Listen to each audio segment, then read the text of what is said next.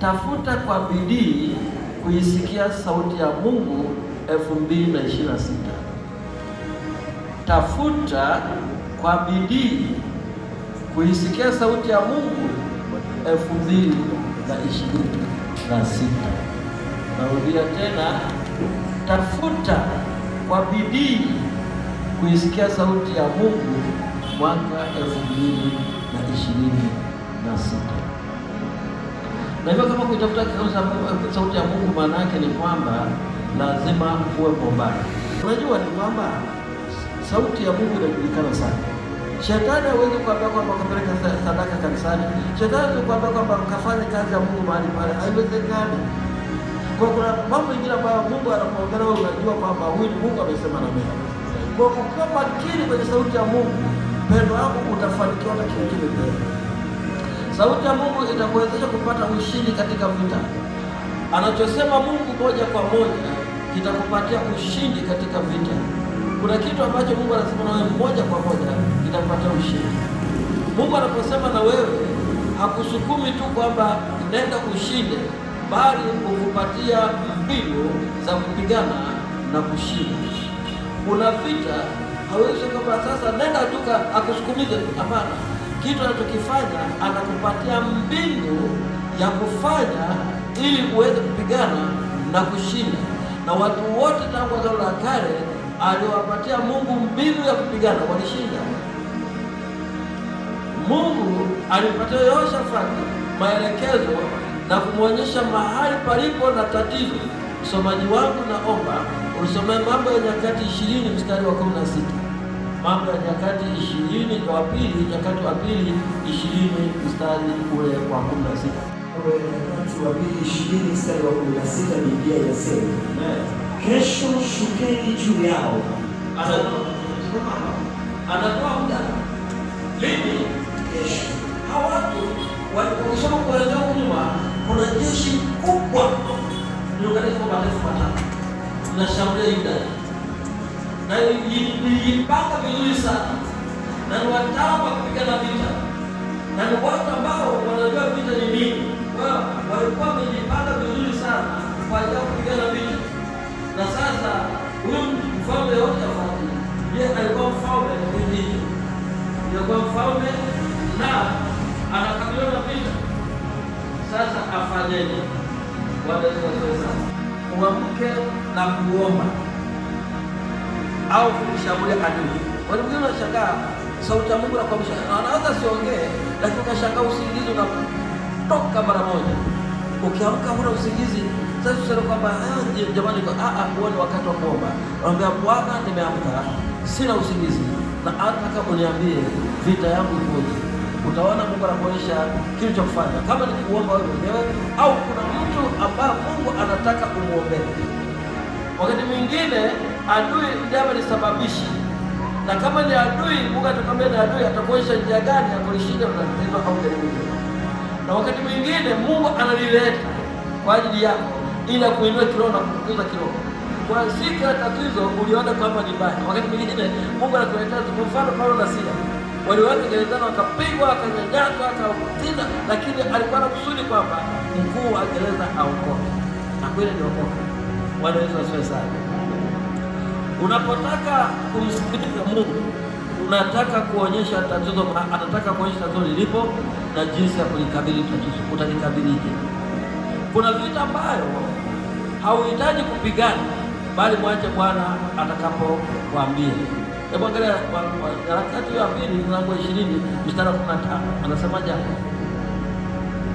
Nyakati wa pili 20:15, Biblia inasema, akasema, sikieni Yuda wote, nanyi mkaao Yerusalemu, na wewe mfalme Yehoshafati, Bwana awaambia hivi, msiogope wala msifadhaike kwa ajili ya jeshi kubwa hili, kwani vita si yenu bali ni ya Mungu.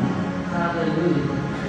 Akisha kuambia mwanangu usiogope, hata wewe akija kuambia kwamba vita kwako umeshashinda tayari, unachotakiwa kufanya sasa, Bwana akisema na wewe sio kwamba ulegee kwamba tayari, anatakiwa sasa utumie imani. utumie imani kwamba Mungu amesema na mimi. Unajua mara nyingi sana watu wa rohoni, mara nyingi sana tunateswa sana na miemko, emotions. Yaani ukiomba ukijisikia hausikii unaona kama Mungu hakusikii. Usipofanya hivyo unaona Mungu kama hakusikii. Sikiliza, kuna wakati wa emotions na kuna wakati unaenda kuomba unasikia ukame kabisa.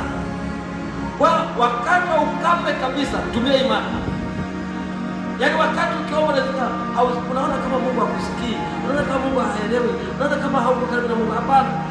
Ukiangalia dhambi hujafanya, ukiangalia kuna kitu kukosea Mungu, lakini unajiona kama ukienda kuomba maombi yanakuwa magumu. Hapo mpendwa, tumia imani. Imani na penya milima, imani na bomoa ngome, imani na haribu nguvu za adui. Wakati mwingine adui atakuwekea kizuizi hapa. Kwa kila unapotaka kuwasiliana na Mungu unakuta kuna anga limefunga. Kila unapotaka kuna anga limefunga. Na nini kitafanya utoboe pale? Kupitia neno la Mungu na imani utatoboa anga. Unashangaa umefikia mahali ambapo unabubujika. Kwa huduma yako utakayofanya nao usitamani huduma za wengine. Hilo wanaambia wachungaji kwamba wenyewe wanatamani ningefanya kama nabii. Sio. Mungu anaweza kubarikia kipaji au kipawa au karama au huduma ambayo unafanya. Na ukikwambia kwamba Mungu, hebu ndani yangu najua nina huduma. Hebu nionyeshe huduma yangu nikipe nilifanye. Bwana Yesu asifiwe sana. Na Mungu anaweza kufanya. Ukianza kumsikiliza Mungu, utaanza kujiona vipawa vyako kama nilivyosema. Sauti ya Mungu inaweza kuonyesha kilichomo ndani yako. Hebu angalia Yohana 5:30 na 31. Mimi siwezi kufanya neno mwenyewe, kama nisikiavyo mlivyohukumu, na hukumu yangu ni ya haki, kwa sababu siyatafuti mapenzi yangu mimi, bali mapenzi yake aliyenipeleka. Amen. Kwa hiyo unalinda, lakini ukiwa na mawazo nampelekea mchungaji shauri yako, hapo utabaki hapo ulipo na utaendelea. Lakini unapoisikia sauti ya Mungu na kufanya yale unayotaka kufanya, lazima utoke. Sauti ya Mungu itakuokoa na mateso. Unaweza kuona kwamba wakati mwingine unataka kusafiri, unaomba Mungu, unasemaje juu ya safari yako. Unajua wakati mwingine tunasafiri hata kumshirikisha Mungu atakushirikisha. Ambaye Mungu, safari yangu unasemaje? Mungu akakwambia leo usafiri. Ukasikia mambo mzito sana. Au nikatokea tatizo ghafla ambayo tunajua itatue pale nyumbani. Ukaacha kusafiri. Kumbe ilikuwa ni msaada wako. Watakaosafiri siku hiyo wanakutana na ajali. Kwa mfano juzi hapa Morogoro, magari mawili yamegongana, lori pamoja na gari ya abiria wakakutana uso kwa uso. Watu 10 wakafa pale pale, wanaanza kuumia na magari yakawaka moto. Hebu niambie kama ungekuwa kwenye ajali ingekuwa. Lakini Mungu anakuepusha. Yaani kuisikia sauti ya Mungu ni mtaji mkubwa sana kwako mwenyewe na kwa watoto wako. Bwana Yesu asifiwe sana. Kuna kiwango fulani cha mateso ambacho hakitaondoka kwa kuombewa au kutoa sadaka, ila kwa sauti ya Mungu. Bwana Yesu asifiwe sana. Kuna viwango ambavyo havitatoka kutoa sadaka hapa. Kwamba nakuja kutoa sadaka kwa ajili ya tatizo langu, haitatoka mpaka umeisikia sauti ya Haleluya. Uisikie sauti ya Mungu na kuambia utatokaje hapo ulipo. Mungu wetu sijui inaelewekaje, lakini ninachokiamini kwamba Mungu wetu anaongea. Haleluya. Msomaji wangu ni funguo cha Samueli wa pili, mlango wa 2 mstari wa 1. Samueli wa pili, second Samuel, chapter 2 verse 1. Samueli wa pili sura ya 2 mstari wa 1, Biblia inasema, ikawa baada ya hayo Daudi akauliza kwa Bwana akasema, je, niupandie mji wowote? Daudi akasema, je, niupandie mji wowote wa Yuda? Bwana akamwambia, haya, panda. Amen. Hapo ni wakati ambapo anasikia kwa mfalme Sauli ameshakufa, sasa nataka rudi nyumbani. Nataka nifikie mji upi? Mungu akamwambia fikia Hebron. Alimuuliza Mungu. Alafu pia usomee mlango wa 5, sababu ya hiyo mlango wa 17 mstari wa 17 hadi 19. Samueli wa pili 5:17 hadi 19. Samueli wa pili 5:17 hadi 19. Biblia inasema, na hao Wafilisti waliposikia ya kwamba wamemtia Daudi mafuta ili awe mfalme juu ya Israeli, Wafilisti wote wakapanda kumtafuta Daudi. Naye Daudi akapata habari, akashuka akaenda Gibea. Basi Wafilisti walikuwa wamekuja na kujitawanya bondeni mwa Warefai. Basi Daudi akauliza kwa Bwana akisema, je, nipande juu ya Wafilisti? Utawatia mkononi mwangu? Naye Bwana akamwambia Daudi, panda, kwa kuwa hakika nitawatia Wafilisti mikononi mwako. Daudi hakupigana vita kiukokokoa. Anauliza Wafilisti wanakuja juu. Je, wapande utawatia mikononi mwako? Panda, nitawatia mikononi mwako. Kwa kuna matatizo mengine unaweza kukutana nayo. Unaambia Mungu, hili tunaweza kushinda vipi? Tutatokaje hapa? Bila kuambia ukweli kwa Mungu atakwambia tunatoka. Wafilisti kumpandia Daudi kwa mara ya pili, alitafuta sauti ya Mungu ili ampe maelekezo namna atakavyowapandia na kuwashinda. Samueli wa pili mlango wa 5:22 hadi 25.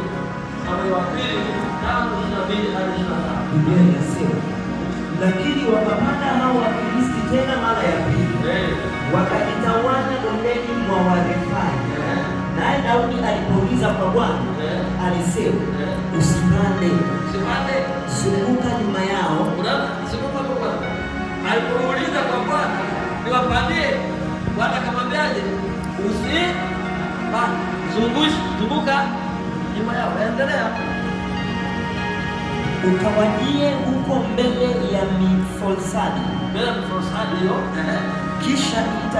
Kisha itakuwa hapo utakapoisikia sauti ya kwenda katika vilele vya Mifolsadi, ndipo nawe ujitahidi, kwa maana ndipo Bwana ametoka mbele yako awapige jeshi la Wafilisti. Ndivyo alivyotenda Daudi, vile vile kama Bwana alivyomwagiza, naye akawapiga Wafilisti toka Geba hata ujapo Gezeri. Unaona faida ya kusikia sauti ya Mungu. Anampa maelekezo. Kipindi cha kwanza ndio apande akapanda. Kipindi hiki hakuenda kupomba nipande tu, maana akamuuliza Mungu, akasema usipande. Ile jeshi alijua usipande, zunguka nyuma. Utakapofika Mifolsadi, utakapoisikia Mifolsadi na pia kila ndio wakati ambao Bwana anachukua kupigania. Alipofika mahali pasikia Bwana akaingia vitani, akapiga. Alipokuja Daudi akamaliza wote. Ilikuwa jeshi kubwa. Kwa alifanya kila anachokifanya kwa maelekezo kutoka kwa Mungu. Unajua tatizo letu ni moja. Tunafanya vitu vingi kwa nguvu zetu wenyewe, kwa mapenzi yetu wenyewe, kwa uwezo wetu wenyewe. Mpendwa, kama unataka upenyo, fanya pamoja na Bwana. Haleluya.